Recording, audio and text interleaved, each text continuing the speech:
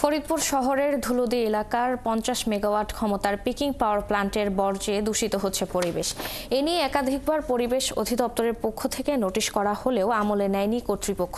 অন্যদিকে প্ল্যান্টের বর্তমান নির্বাহী প্রকৌশলীর বিরুদ্ধে নানা অভিযোগ তুলে তার অপসারণ দাবি করেছে ছাত্র জনতা। মনিরুল ইসলাম টিটোর তথ্য ও ছবিতে প্রতিবেদন।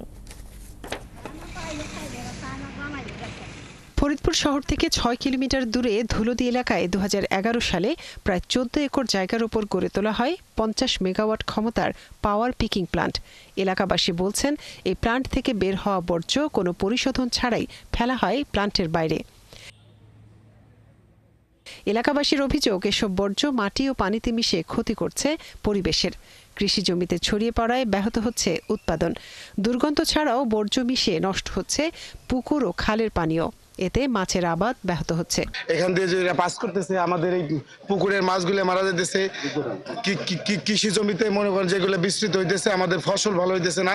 এতে আমাদের এলাকার পরিবেশ দূষণ হচ্ছে, এলাকার পরিবেশ নষ্ট হচ্ছে। এদিকে এই প্রতিষ্ঠানের নির্বাহী প্রকৌশলীর বিরুদ্ধে নানা অভিযোগ তুলেছেন ছাত্র জনতা ও এলাকাবাসী। তাদের দাবি, নির্বাহী প্রকৌশলী নিজের পছন্দের ব্যক্তিকে দিয়ে প্রতিষ্ঠানটির ঠিকাদারি কাজ করাচ্ছেন। যদিও এ নিয়ে কিছু বলতে চাননি অভিযুক্ত প্রকৌশলী। গাছ-গাছালি আছে, এটা ক্ষতি হয়। এবং শুধু এটা না, এই বর্জ্য আস্তে আস্তে মাটির লেয়ারের সাথে মিশে যায়।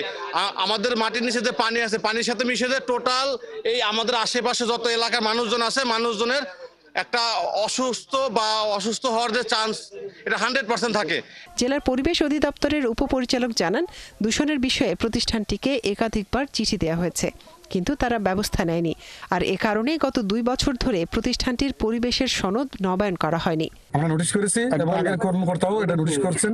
আমি আসার আগের যে কর্মকর্তা ছিলেন, তো আমরা এটা নিয়ে কাজ করছি। প্রতিষ্ঠানকে অনিয়মমুক্ত এবং এলাকার পরিবেশ দূষণ থেকে মুক্ত করতে না পারলে কঠোর কর্মসূচির হুঁশিয়ারি দিয়েছে ছাত্র জনতা। মনিরা কাজরি, ৭১।